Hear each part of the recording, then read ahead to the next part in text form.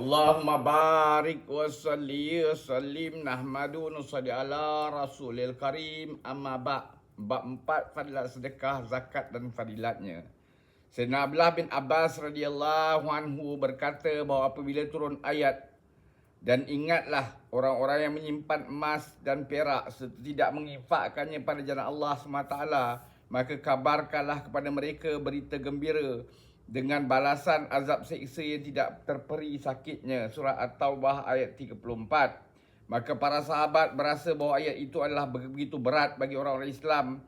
Sayyidina Umar radhiyallahu anhu berkata, aku akan melepaskan bebanan kamu ini. Lalu beliau telah berjumpa Nabi sallallahu alaihi wasallam dan berkata, wahai Nabi Allah, ayat ini sangat membebankan sahabat-sahabat Tuan. Lantas Nabi SAW bersabda, Allah SWT tidak mewajibkan zakat kecuali untuk membersihkan bahagian harta yang berbaki.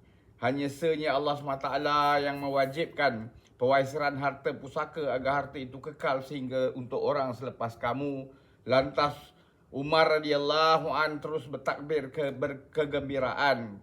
Kemudian Rasulullah SAW telah berkata kepadanya, tidakkah aku kabarkan kepada kamu sebaik-baik perkara yang dikumpulkan oleh seorang lelaki? Pertama, isteri solehah yang apabila dipandang menggembirakan hati dan apabila disuruh akan mentaati, dan apabila dia tidak ada kerana pergi ke mana-mana, isteri itu memelihara apa-apa yang dimiliki oleh suaminya, termasuklah maruahnya sendiri. Abu Daud.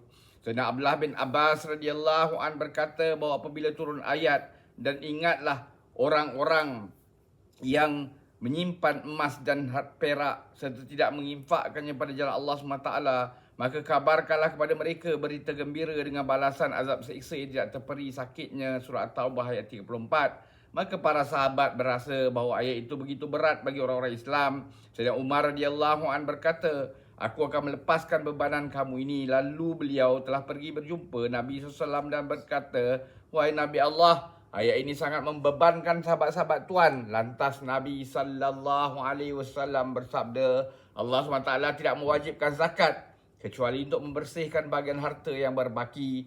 Hanya senya Allah SWT mewajibkan pewarisan harta pusaka agar harta itu kekal sehingga untuk orang selepas kamu.